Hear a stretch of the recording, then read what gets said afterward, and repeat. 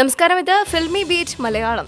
തെന്നിന്ത്യൻ സിനിമയിൽ വലിയ ആരാധക വൃന്ദമുള്ള താരമാണ് അനുഷ്ക ഷെട്ടി.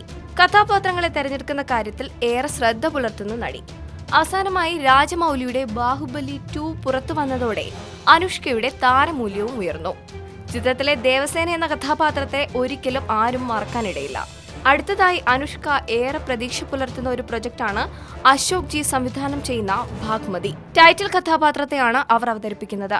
ഒരു മോഡേൺ ഡേ ത്രില്ലർ എന്ന സംവിധായകൻ വിശേഷിപ്പിച്ച ചിത്രത്തിൽ അനുഷ്കയുടെ നായകനാകുന്നത് ആരാണെന്നറിയാമോ? മലയാളത്തിന്റെ സ്വന്തം ഉണ്ണിമുകുന്ദൻ. ഉണ്ണിമുകുന്ദനെ കുറിച്ച് അനുഷ്കയ്ക്ക് വളരെ നല്ല അഭിപ്രായമാണ്. നടനെന്ന നിലയിലും മനുഷ്യനെന്ന നിലയിലുമുള്ള ഗുണങ്ങൾ മറ്റുള്ളവർക്കിടയിൽ എപ്പോഴും നിങ്ങളെ എടുത്തു നിർത്തുമെന്നാണ് അനുഷ്ക ഉണ്ണിമുകുന്ദനെ കുറിച്ച് പറയുന്നത്. ഒപ്പം ഉണ്ണിയുടെ കരിയറിന് എല്ലാ വിജയാശംസകളും അവർ നേർന്നു.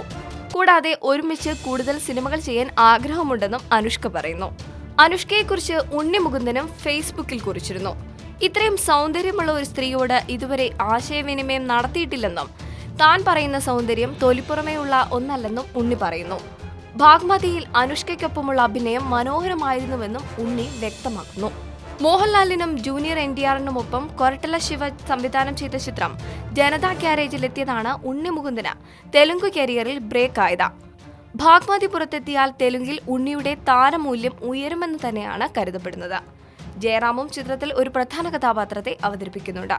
ഈ റിപ്പോർട്ടിനോട് നിങ്ങൾക്കും പ്രതികരിക്കാവുന്നതാണ് കമന്റിലൂടെ. വിനോദ ലോകത്തു നിന്നുള്ള കൂടുതൽ വാർത്തകൾക്കായി സബ്സ്ക്രൈബ് ചെയ്യുക ഫിൽമി ബീറ്റ് മലയാളം.